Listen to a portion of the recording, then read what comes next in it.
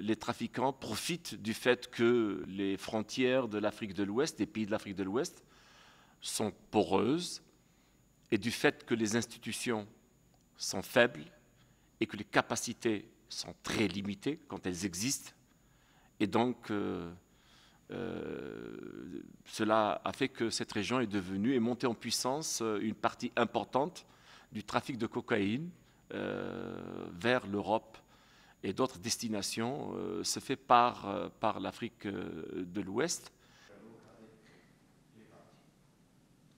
La consommation de drogue est en augmentation nette dans les pays d'Afrique de l'Ouest. Vous savez que malheureusement, à force de transiter, la drogue est consommée localement. Souvent, des drogues de moins bonne qualité sont utilisées pour payer les transitaires et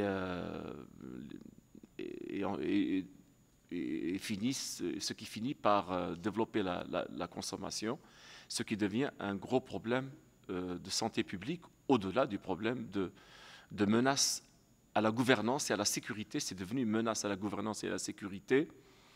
Et surtout, lorsqu'on sait que ces trafics de drogue utilisent les mêmes lieux de passage que d'autres groupes de crimes organisés, le trafic d'êtres humains, le trafic d'armes et le terrorisme.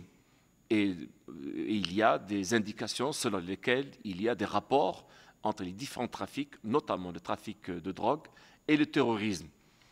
Résolument, le président Ouattara et son gouvernement. Et je crois que c'est le défi posé par la présence des groupes terroristes dans le nord du Mali, et ces groupes terroristes qui semblent se renforcer de jour en jour, d'abord initialement par l'apport en armes suite à la crise libyenne, et par l'arrivée d'un certain nombre de personnes, selon certaines sources, étrangères à la région. Vous avez d'autres détails à nous donner justement dans le rapport qui a été présenté qui gestionne, c'est-à-dire qui propose